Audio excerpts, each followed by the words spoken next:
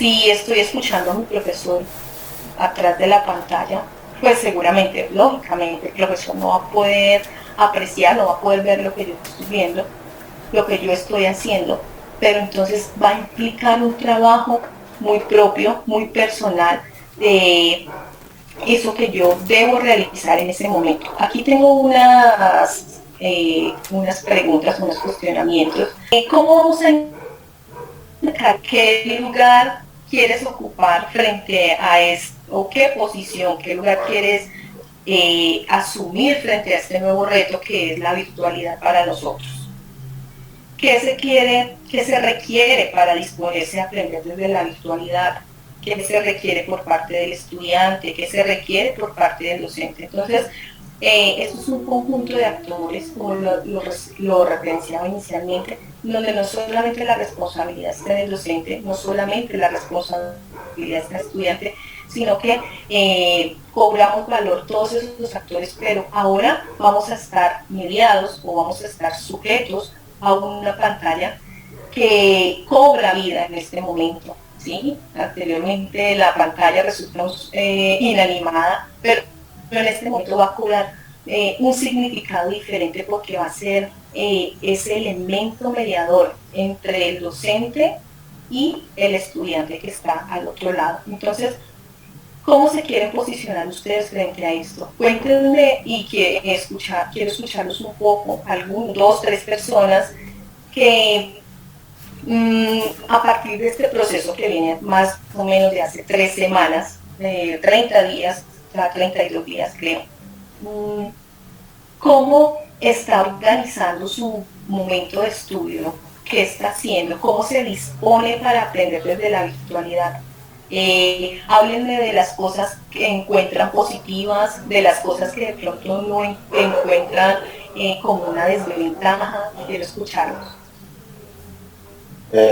Una ventaja que diría yo es que me permite tener más control sobre mi tiempo al estar completamente encerrado en mi casa. Tengo pues como las 24 horas para poder hacer los trabajos que me mandaría la universidad, me mandaría la carrera, pero pues hay gente también que le está dando duro y parece que no le rindiera estar en la casa para hacer los trabajos. Y pues es muy comprensible, son diferentes formas de afrontar el cierre, por así decirlo. Exactamente, tú has dicho algo muy importante y es que lo que para unas personas puede constituir una ventaja, para otras personas puede constituir una desventaja. Y esto va a tener mucho que ver con las estrategias de afrontamiento que hay detrás de una situación, por ejemplo, estresante. En este caso, la situación estresante entonces es tener que estudiar. Para muchos resulta un evento estresante, un evento complejo, el tener que empezar a estudiar de una manera autónoma sin tener el docente de manera presencial. Entonces, para ti, por ejemplo, la persona que acaba de hablar, constituye una ventaja el hecho de poder manejar su tiempo, de organizar el tiempo, pero esto, digamos que porque está esta forma de afrontar esa situación. No todos los estudiantes, por ejemplo, vienen organizados o vienen con unas rutinas, con unos hábitos que les ha permitido entonces en este momento ver esta situación como una ventaja, ¿sí? Porque hay muchas personas que definitivamente estos hábitos se consolidan en el transcurso de toda la vida, es decir, desde que empezamos la primaria, desde que transitamos por el bachillerato y ahora que empezamos el superior, cuando nosotros hemos sido, digamos que estudiantes regulares, estudiantes que venimos manejando ciertos hábitos, ciertas rutinas, que somos organizados, que tenemos un método, pues esta eventualidad de la virtualidad va a ser mucho más fácil de manejar. Pero hay casos en donde, por ejemplo, un estudiante que me decía, profe, es que yo no puedo con esto porque yo necesito tener contacto visual directo con la persona que me está hablando porque si no me voy a distraer. Y para ella resulta un poco más complejo esto de no poder tener ese contacto, que incluso en algunas ocasiones ya más físico, el contacto, por ejemplo, tocar el hombro del estudiante, llamar la atención con la mirada, son aspectos que cobran o resaltan un valor importante ahora, cuando quizá anteriormente de pronto no era muy significativo porque lo teníamos ahí. Ahora esos aspectos de la presencialidad cobran especial valor en estos momentos en donde ya nos vemos abocados a otro tipo de contacto, que es este contacto virtual. ¿Qué va a requerir entonces o qué se requiere por parte del estudiante para enfrentar este nuevo reto? Ustedes, cuéntenme qué se requiere entonces por parte de ustedes o qué están dando en este momento para afrontarlo. Aquí hay muchas personas. De los participantes, a ver. Ahí. Cuéntenme entonces qué cualidades, qué habilidades se va a requerir entonces por parte del estudiante para afrontar este nuevo reto. ¿O ustedes qué están dando en este momento? ¿Cómo lo están haciendo? Se requiere ser constante, disciplinado, pues tener una meta clara y unos objetivos para uno tener claridad en lo que pretende hacer. Okay. Gracias, Laura. ¿Alguien más? Muy bien. Entonces,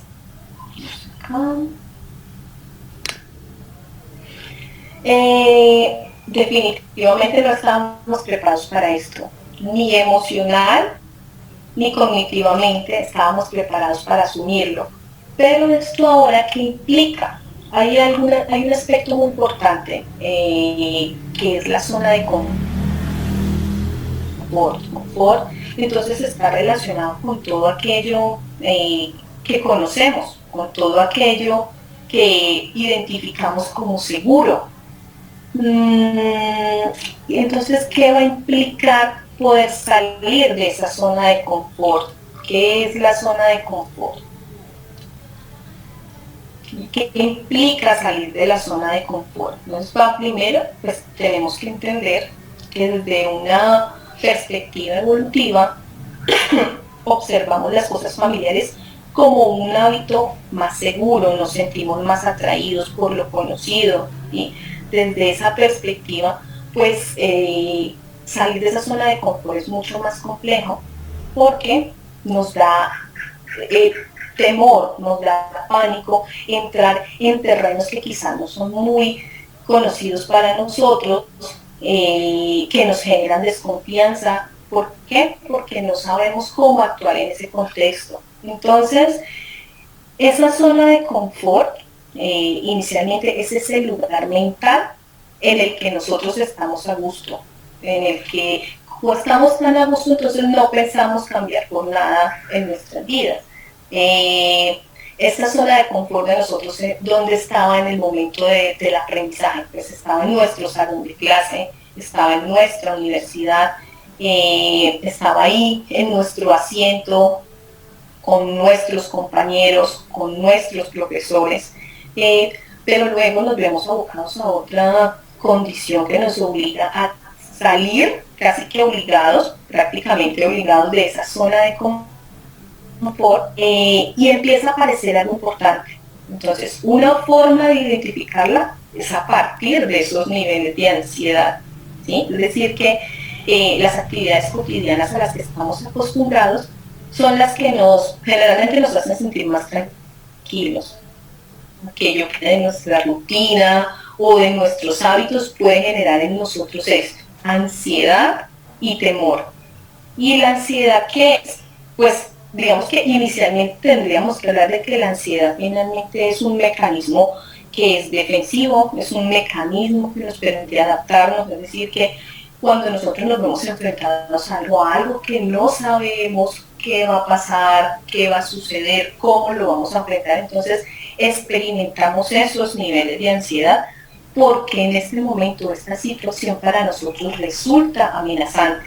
Entonces identificamos que estamos saliendo de esa zona de confort a partir de esos niveles de ansiedad. Uy, me movieron la silla donde yo venía sentada desde hace mucho tiempo. Yo venía en un modelo, por ejemplo, de educación tradicional. Miren que este es un modelo, digamos que esa lógica escolar presencial tiene más de 200 años de experiencia, o sea, viene dada desde hace mucho tiempo. Entonces el solo hecho de salir, el solo hecho de salir de ahí ya va a generar un nivel de ansiedad que no solamente lo está experimentando el estudiante, sí, porque también lo está experimentando el docente. Imagínense ustedes, por ejemplo, docentes que ya llevan 40 años de experiencia, 30, 20, 30, 40 años de experiencia, y de un momento a otro tienen la necesidad de incorporarse en estas nuevas de la información. Perdón. Entonces, todo esto va a generar una crisis que está mediada por esa sensación de ansiedad, por experimentar, no sé qué voy a hacer, no sé cómo lo voy a organizar. Lo mismo sucede en ustedes como estudiantes, pero en este sentido la ansiedad entonces resulta ser un proceso muy adaptativo. ¿Por qué? Porque nos va a permitir primero salir de la zona de confort y segundo organizarnos para hacerle frente a esto que está sucediendo. ¿Y por qué? Que la ansiedad entonces implica movilizar al organismo frente a lo que debo hacer. Entonces, yo cuando movilizo mi organismo, cuando movilizo mi ser, lo que está pasando es que yo debo disponer de otras estrategias, de otras herramientas, incluso debo cambiar la forma de pensar frente a esto que me está generando tanto malestar. Si ustedes ven, han pasado ya un mes y seguramente la sensación desde que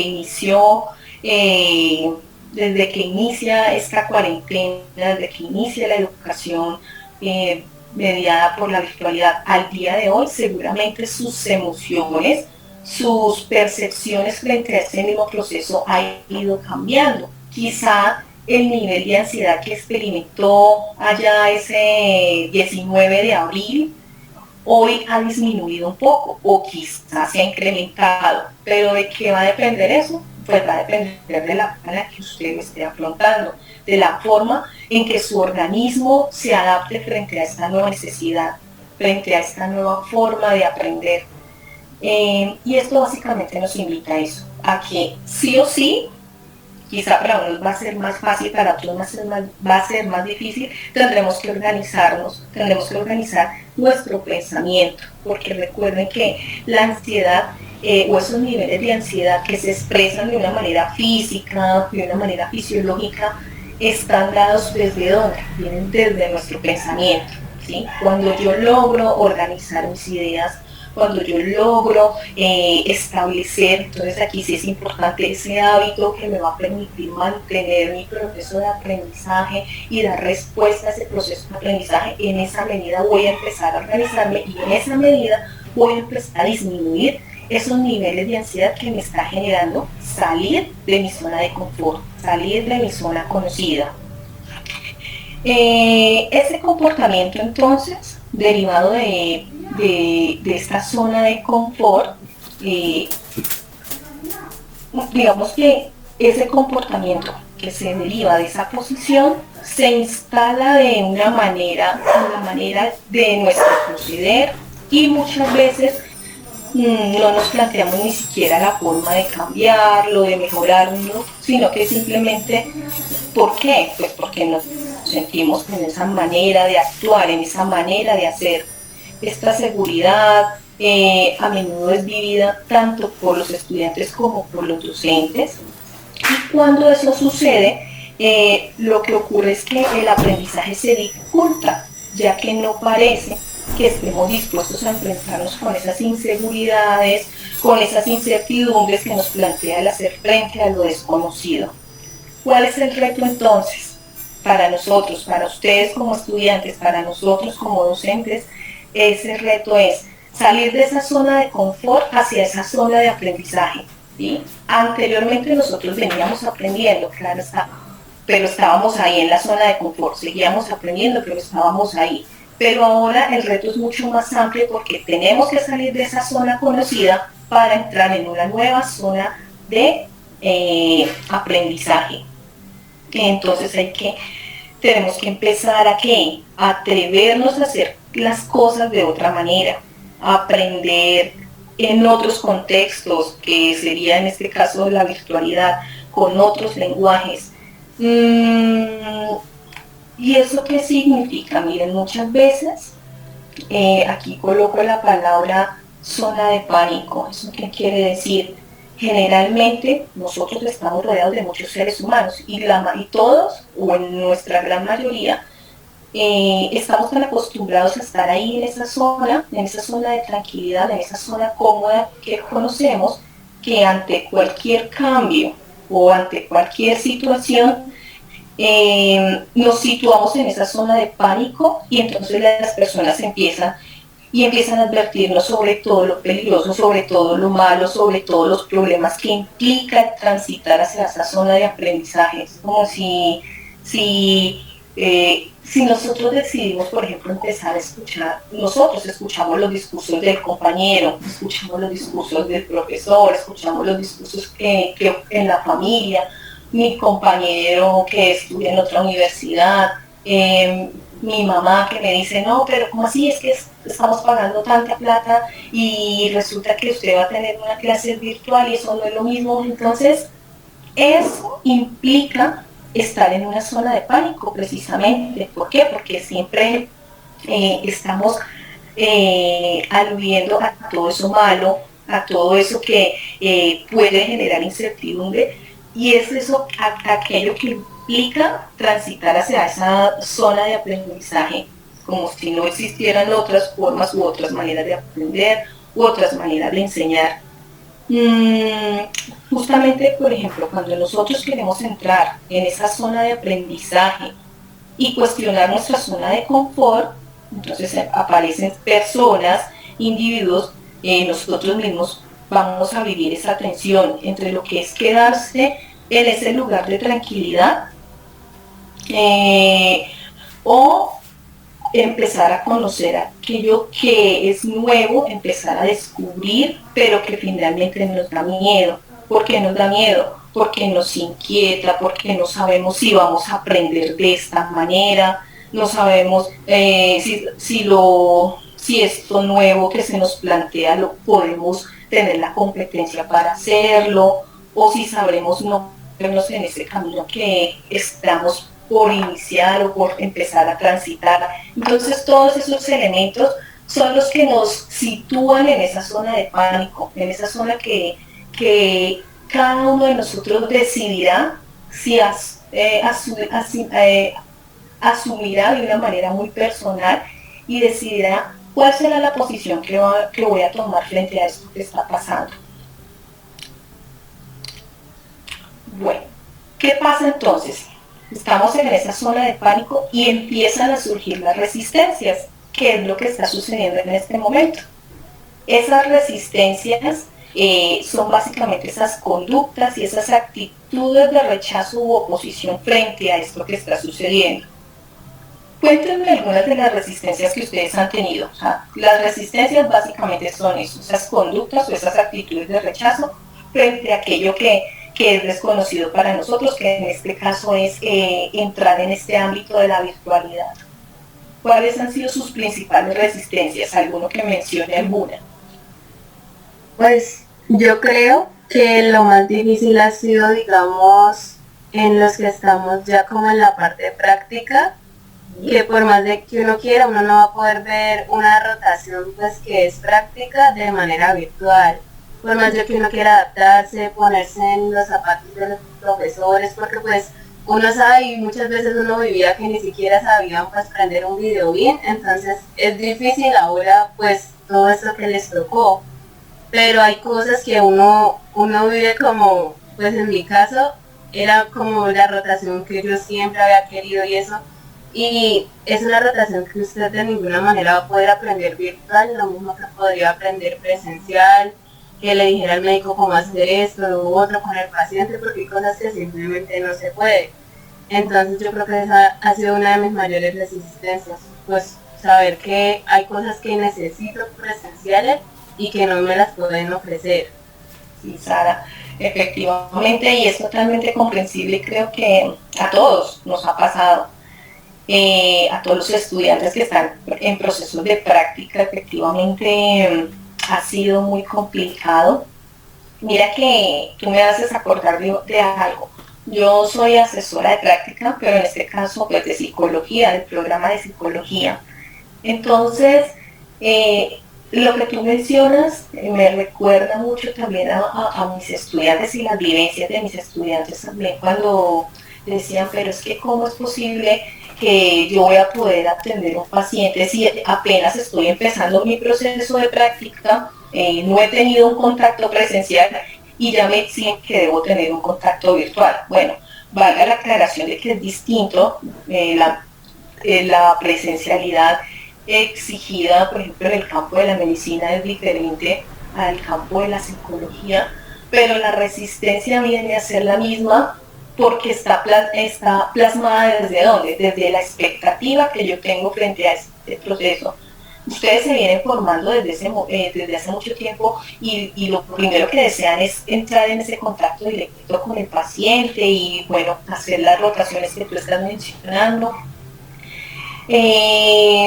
Y sí, o sea, es algo que puede ser desafortunado en este momento, pero que implica un esfuerzo más por parte nuestro, o sea, cuando digo nuestro me refiero a ustedes en cuanto a la apertura mental que puedan tener frente a frente a este nuevo paradigma que hoy nos está exigiendo digamos que la pandemia como tal.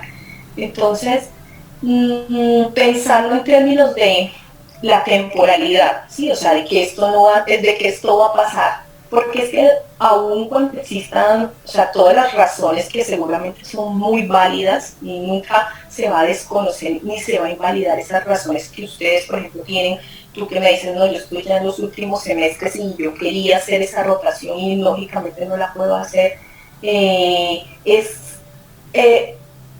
trabajar desde el pensamiento para disminuir la frustración que me va a generar eso, porque evidentemente me va a generar frustración, o sea, estoy frustrado porque es que yo ya empezaba mi semestre de rotación y definitivamente no voy a poder manejar esa frustración, disminuir ese nivel de ansiedad a través de las formas en las que empiezo yo mismo, a cambiar mis ideas, a modificar mis ideas frente a eso que yo tenía como una posición realista, es decir, iba a ser y yo ya venía preparada para eso y entonces si no es eso no me sirve absolutamente nada más. Cuando yo asumo eso desde una posición absolutista, desde una posición dogmática en donde o es blanco o es negro y si no, no me sirve, pues seguramente van a venir muchas emociones desagradables como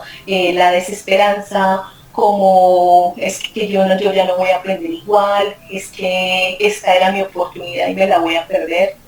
Si nosotros hacemos eso, pues realmente no nos vamos a ayudar mucho. Y lo que hay que tener claro es que esta situación no la podemos cambiar, ¿sí? O sea, es algo que se presentó y que tenemos que buscar otra forma para poder asumirlo. Pero entonces, ¿cómo nos podemos ayudar? Empezando a trabajar desde la forma en la que lo asumimos a través del pensamiento, de nuestras ideas, porque de esa misma manera cuando trabajamos en nuestro pensamiento, eso se va a ver reflejado en nuestras emociones y en nuestra conducta, ¿sí? El pensamiento domina tanto la emoción como la conducta, y si yo logro contextualizar de una manera diferente, o si yo logro por lo menos darle un giro a mi perspectiva o a mi expectativa frente a lo que estaba deseando, pues seguramente vamos a tener una visión distinta o vamos a tener por lo menos un panorama diferente de aquello que yo deseaba. ¿Qué otras resistencias? Gracias, Sara. ¿Qué otras resistencias encontramos entonces en estos momentos? ¿Qué otra resistencia, por ejemplo, encuentran ustedes frente a este proceso?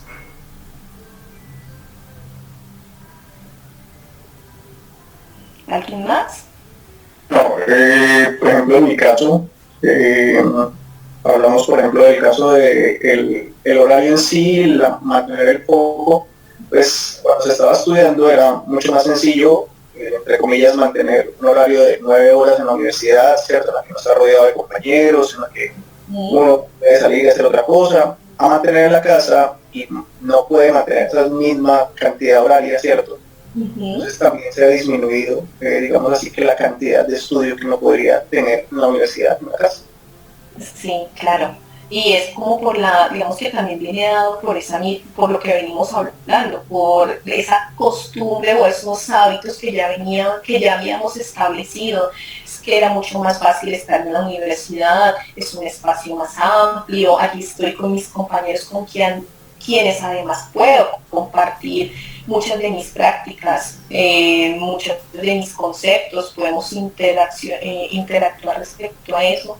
Entonces, sí, efectivamente, esto implica de nosotros un esfuerzo adicional en términos de organización, y ese término y de organización en cuanto a los tiempos, en cuanto a las mismas actividades que, por ejemplo, yo voy a desarrollar en casa, porque recuerden que qué particularidad hay, por ejemplo, bueno, en diferentes profesiones y la medicina, es que los estudiantes pues tienen unas cargas académicas bastante fuertes, y esas cargas que son bastante fuertes pues de todas maneras necesitan ser equilibradas también para poder responder incluso de manera adecuada a ellas, porque si todo el día estamos estudiando, si todo el día estamos pensando en todos los compromisos que tenemos que asumir en la cuestión académica y vamos olvidando otro tipo de cosas, pues, u otro tipo de actividades un poco más de ocio, de esparcimiento, va a ser mucho más complejo poder transitar también por ese camino del aprendizaje sobre todo. Por aquí encontramos entonces otras resistencias, por ejemplo, ¿qué sucede cuando nos vemos enfrentados a situaciones desconocidas? Primero, ese miedo a no saber lo que me piden. Cuando, por ejemplo, desde la universidad se invita a entrar en nuevas formas de aprendizaje, en nuevos lenguajes, en nuevos contextos, se crea inseguridad y por tanto miedo a lo desconocido. Entonces muchas veces esa resistencia en el fondo viene dada es precisamente por ese miedo, viene dada por esa incertidumbre, por esas dudas que el estudiante empieza a expresar a partir de aquello que se le está pidiendo, que seguramente no estaba acostumbrado a hacer. Hay un miedo de no contar también con las estrategias adecuadas, ¿sí? Por ejemplo, empezamos a dudar de nuestras capacidades, de las competencias, y cuando se nos pide algo diferente, bueno, entonces ahora que voy a estar estudiando solo desde mi casa, ¿cómo lo voy a hacer? Y cuando no entiendo algo, y cuando yo siempre en el salón de clase, por ejemplo, soy el que más pregunto porque me gusta estar informado, pero resulta que ahora esta educación por mediación virtual es muy difícil que todos podamos hablar al mismo tiempo, que todos podamos preguntar y expresarnos. Entonces esos miedos se van incorporando en nuestro actuar y son los que van a generar resistencias. El tema de no controlar la situación, por ejemplo, salir de la zona de confort implica ir más allá de lo conocido para adentrarse por caminos sobre los que no tenemos referentes. Entonces eso nos lleva, por ejemplo, a generar una respuesta de miedo, pero a la vez nos implica o nos nos evoca o nos invita a elaborar nuevos referentes que nos permitan ya descifrar esos nuevos espacios de conocimiento, ¿sí? Lo que inicialmente puede convertirse en una resistencia, posteriormente, si hacemos ese trabajo cognitivo, seguramente lo podemos enfocar desde una ventaja, o sea, esto lo podemos cambiar.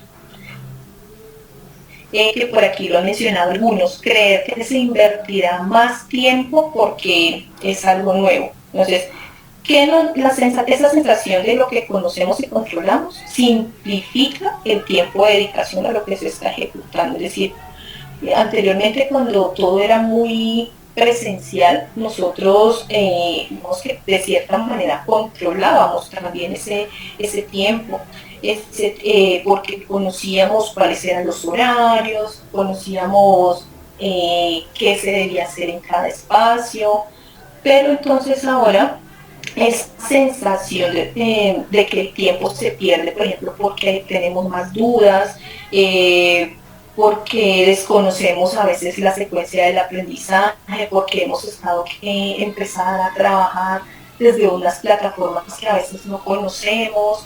Nosotros mismos, cuando nosotros, por ejemplo, los docentes empezamos a manejar todas estas plataformas virtuales, la primera semana fue una semana caótica, porque no se podía, o sea, que la conexión, que las fallas técnicas, que la internet no funcionaba, que se caía la red, que no había energía, bueno, una cosa y otra. Entonces, todo esto implicaba que tuviésemos que invertir más tiempo.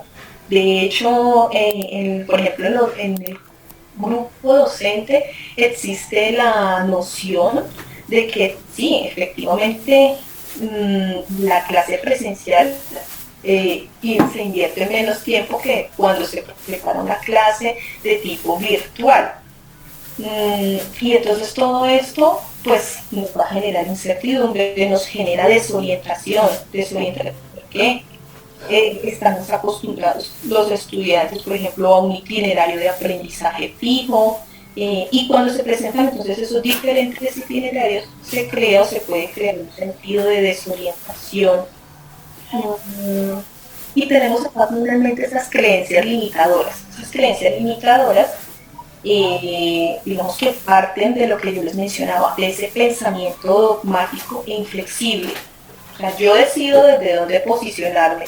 Si desde el pensamiento dogmático e inflexible que no me va a permitir ver más allá de lo que quería, o si por el contrario voy a asumir otra actitud, voy a decir, bueno, está bien, o sea, no puedo desarrollar mi práctica como deseaba, o no puedo ver mi clase, como deseaba, pero daré lo mejor para poder desarrollar las actividades y cumplimentar los resultados y llegar a la meta del aprendizaje esperada. ¿Cuál es la tarea entonces ahora? Generar confianza. ¿Sí? Generar confianza en todos estos procesos nuevos. ¿Y cómo creen ustedes que se crea esa confianza en las nuevas maneras de aprender? O sea, ¿cómo vamos a empezar a adquirir y a generar esa confianza? No sabemos hasta qué tiempo, es decir, cuándo vamos a iniciar, no sabemos si el otro semestre continuaremos desde esta misma modalidad, no sabemos si ya dentro de los meses nos permitan regresar a los escenarios, por ejemplo, de práctica o a la misma universidad en nuestras clases presenciales. Entonces, tenemos que empezar a pensar es cómo crear esa confianza en esas nuevas maneras de aprender. Tenemos que empezar a exigirnos muchísimo más desde nuestro potencial y desde lo que podemos dar cada uno como estudiantes. Y ese es el reto, pues, en términos de la autonomía que implica este proceso de aprendizaje desde la virtualidad.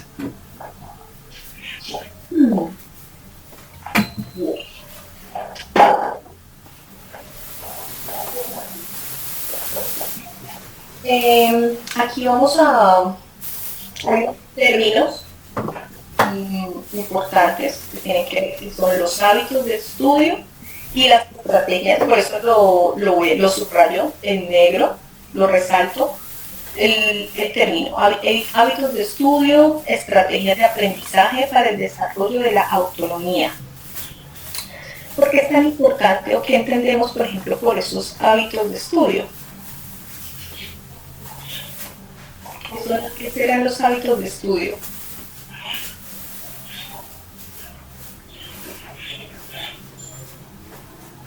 ¿Qué serán hábitos de estudio? ¿Qué serán estrategias de aprendizaje?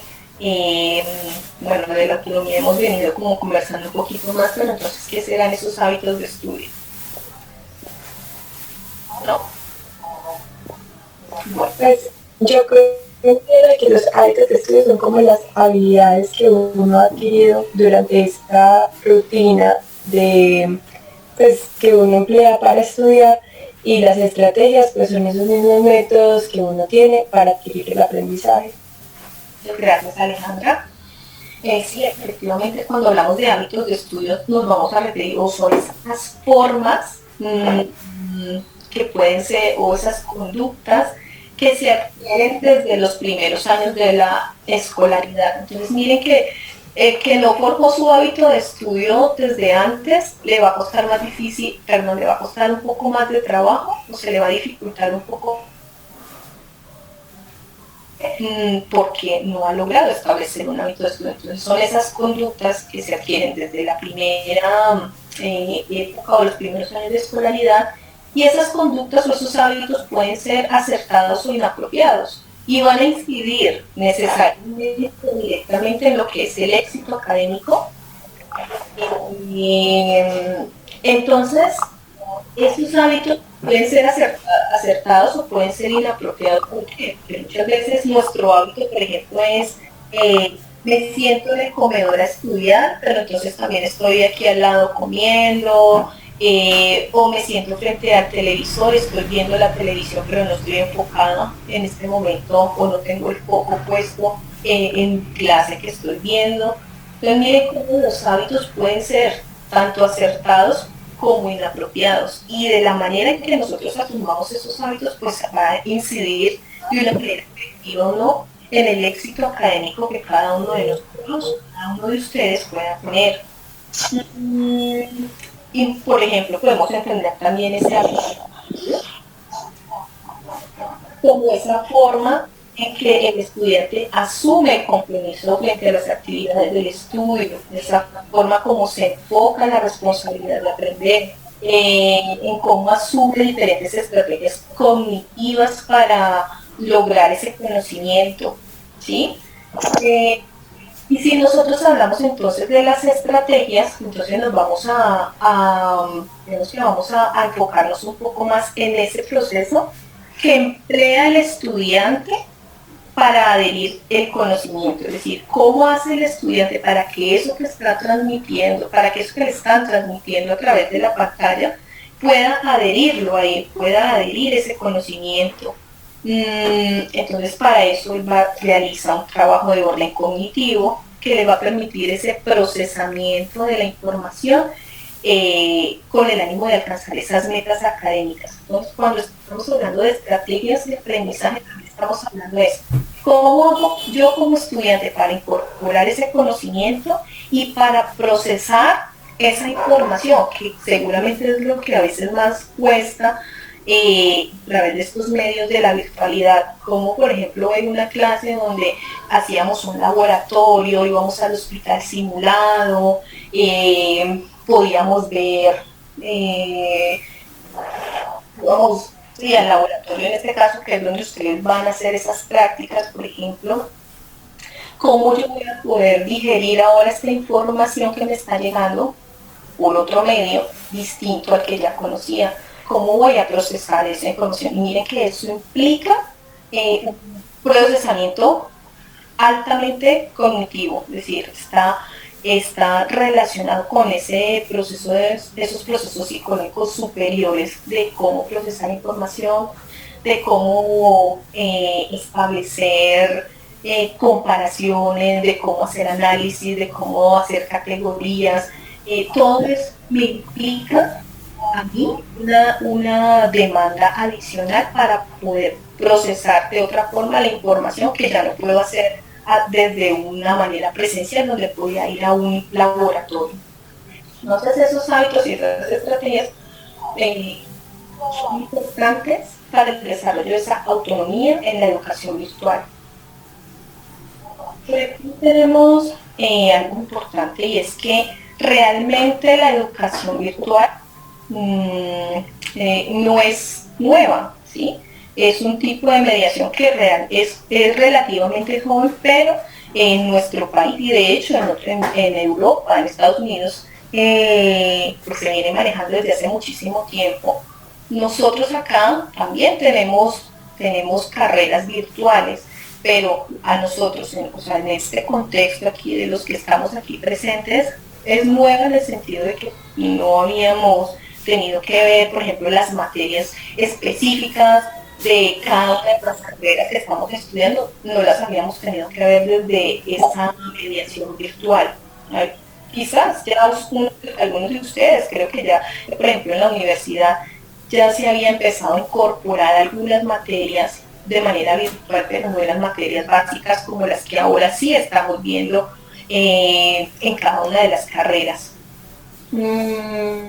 Esa mediación virtual no solo requiere de dispositivos electrónicos, sino que también implica el saber utilizarlos, y además hay un especial énfasis en que en esa disposición tanto motivacional para el aprendizaje, el ajuste de hábitos, quizás hábitos que muchas veces no tenemos claramente establecidos, la planeación, la organización, las habilidades de lectura y esa capacidad de reinventarse cuando eso que hemos hecho no nos ha salido bien. ¿Sí? Cuando yo estoy, por ejemplo, aquí en una clase virtual y resulta que no estoy entendiendo mucho, o resulta que estoy escuchando entrecortado y no entiendo nada y tengo que hacer algo, o sea, puedo hacer dos cosas: o me frustro y apago ese computador porque me enojo, porque me molesta, porque estoy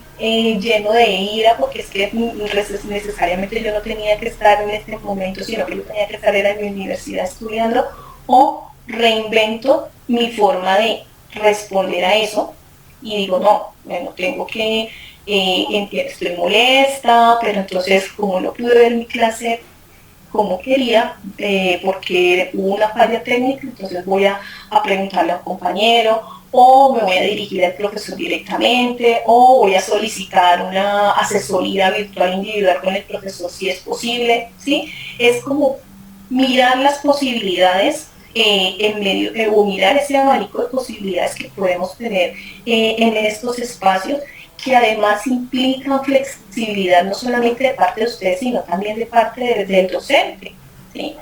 El docente también es importante que esté abierto a esas necesidades o a esas demandas nuevas que vienen dadas por los estudiantes desde este ámbito de la virtualidad, que seguramente van a ser muchas. Además, cuando estamos hablando de que la mediación virtual no solamente requiere dispositivos electrónicos, también estamos hablando de que implica el uso de las herramientas metacognitivas. O sea, cuando hablo de herramientas metacognitivas, me estoy refiriendo básicamente a esa capacidad de autorregular el propio proceso de aprendizaje, ¿sí? Esa capacidad, por ejemplo, tenemos todos los seres humanos para comprender nuestra propia forma de conocer, nuestra propia forma de acercarnos al conocimiento, ese grado de conciencia de nuestro propio proceso, de, por ejemplo, esa habilidad para controlarlo, para organizarlo, para revisarlo, para modificarlo en función de esa tarea intelectual. O sea que cuando yo tengo esas habilidades metacognitivas, bueno, yo necesito habilidades metacognitivas siempre en mi proceso de aprendizaje, pero ahora aún más en la mediación virtual. ¿Por qué? Porque soy yo la que decido mi ritmo también. Yo soy la que digo, bueno, esto no lo estoy comprendiendo muy bien, entonces redirecciono la forma en que me vengo acercando a ese conocimiento. Digo, necesito, además de escuchar al profesor, necesito nueva bibliografía, necesito profundizar más en artículos de investigación que me hablen sobre X o Y tema. Entonces, eso es otra invitación importante cuando estamos frente a estos procesos virtuales, utilizar estas herramientas metacognitivas. Otro aspecto importante es el historial de aprendizaje del estudiante. ¿Sí? Ese historial de aprendizaje, por ejemplo, como parte fundamental en ese proceso. Muchas veces los estudiantes que no desarrollaron estas habilidades van a tener mayores dificultades en el proceso, al no contar pues con la guía presencial del mediador, en este caso del profesor, ¿sí? Sí, y es lo que yo he venido diciendo en el transcurso, es si no conocemos o si no hemos tenido un historial de aprendizaje, un historial de hábitos, pues se va a hacer mucho más complejo poder adaptarnos a esta situación, pero no es posible. Eso no significa que no vamos a poder lograr el aprendizaje esperado, pero entonces tendremos que dar un poco más de nosotros para hacerlo. Finalmente, esa mediación virtual enfatiza lo que es la autorregulación, el autocontrol y la autogestión. Esa autorregulación pues tiene que ver con esa capacidad que vamos a tener para autoevaluar el proceso, para redireccionar las actividades en caso tal de que haya una consecuencia negativa, de tomar acciones cuando se tenga que tomar acciones, o de modificar la meta o de modificar la estrategia. Cuando hablamos de autocontrol, entonces estamos hablando más de esa respuesta, por ejemplo, a nivel emocional frente a lo que me genera este tipo de aprendizaje. Yo les decía ahora, yo misma puedo regular mis emociones. Si me siento frustrada frente a esto porque es que no entiendo y por más que leo no comprendo y me da rabia frente a eso, entonces puedo regular también esa frustración, puedo regular esa emoción negativa en ese momento, puedo repensar y organizar mejor eso que estoy pensando. ¿Para qué? Para que mi respuesta emocional sea un poco más adaptativa. Y cuando hablo de autogestión, entonces básicamente me refiero a ese proceso autodirectivo, o sea, esa capacidad que tiene cada estudiante para gestionar su propio aprendizaje, para verificar sus metas, para tomar sus decisiones, para gestionar su conocimiento en términos de qué necesito, qué material en este momento es útil. Pregunto al profesor, mire profesor, este tema específicamente no me quedó claro, por favor puede ampliarme la bibliografía, puede enviarme más recursos, y esto también implica esa flexibilidad de parte del docente. Como este aprendizaje virtual está necesariamente mediado por la autonomía, entonces, ¿qué será o qué implica ser un estudiante autónomo, o cuáles son esas características importantes de ese estudiante que es autónomo? Uno, pues hablemos del control del proceso del aprendizaje. Entonces es ese aprendizaje, esa persona que identifica varias opciones al momento de asumir el aprendizaje, no se queda solamente con una, no se queda solamente con la diapositiva, sino que va más allá. Esa planificación del aprendizaje que considera además el valor de la motivación, la necesidad de aprender, de inspeccionar los progresos realizados, de establecer una meta, de formular esos objetivos para poder alcanzarlos. Esa gestión de recursos tiene que ver, por ejemplo, con descubrir esas nuevas demandas y oportunidades del entorno que son disponibles para lograr el aprendizaje individual o autodirigido. ¿Qué pasó? El control de los factores psicoafectivos, chicos, va a ser muy importante. Ese control de factores psicoafectivos tiene que ver con nosotros mismos, generar la autoaceptación, asumir nuevos riesgos, evaluar, por ejemplo, valorar el esfuerzo que cada uno de ustedes hace, y esa voluntad de superación va a ser importante. O incluso esos factores psicoafectivos están mediados o son transversales al aprendizaje, porque es que si usted tiene, por ejemplo, en este momento se le junta, está en confinamiento, está aprendiendo de manera virtual, pero además tiene un problema preexistente incluso, o un trastorno, o usted ya viene, por ejemplo, cursando un proceso depresivo o un proceso ansioso que se puede exacerbar en este momento producto del mismo confinamiento y del estrés que le puede producir estudiar desde la virtualidad, pues entonces tendremos que empezar a aprender a gestionar también esas emociones para que no negarlas, ¿sí? Porque una cosa es negar una emoción, otra cosa es gestionarla para que yo pueda continuar de manera cotidiana con mis rutinas normales de estudio, con mis rutinas laborales, con mis rutinas familiares.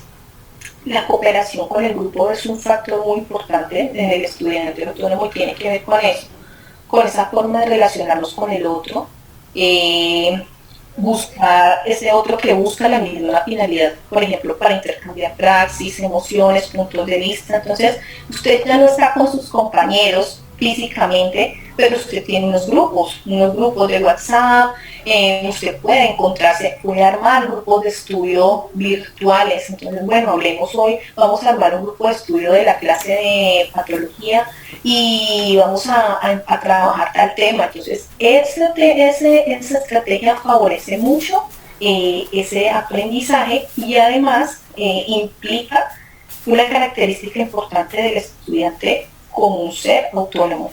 El tema de la intertextualidad, por ejemplo, tiene que ver con esa capacidad que adquiere el estudiante para relacionar la información de varias fuentes y construir un nuevo discurso. O sea, y eso lo hacemos todo el tiempo, como a medida que vamos aprendiendo, vamos incorporando en nuestros conceptos, en nuestro discurso, formas de expresión nuevas. Y pues necesariamente el uso de las TICs, el estudiante autónomo bajo esa modalidad virtual entonces debe desarrollar competencias digitales que le permitan esa utilización de instrumentos como el computador, el celular, la tablet, la navegabilidad en la web, pero con fines educativos, ¿sí? O sea, todos sabemos usar un computador, todos sabemos navegar en la web, pero por ejemplo, recurramos en este momento a las bases de datos de nuestras universidades, recurramos a la biblioteca virtual, recurramos a diferentes referencias bibliográficas aportadas por el docente, vamos a estas bases de datos, digamos, de páginas de artículos de investigación para poder profundizar en aquello que estamos estudiando. Entonces, como si definitivamente podemos hacer, digamos que podemos organizarnos de tal manera que, pues, que hayan nuevos recursos y abrir nuestra mente a nuevos recursos, a nuevas formas de poder acercarnos mucho más a esos aprendizajes que inicialmente tras la virtualidad pues generaron esas resistencias. Bueno, y tenemos ya para ir finalizando esos hábitos de estudio y esas estrategias de aprendizaje para el desarrollo de la autonomía, la virtualidad, ¿sí?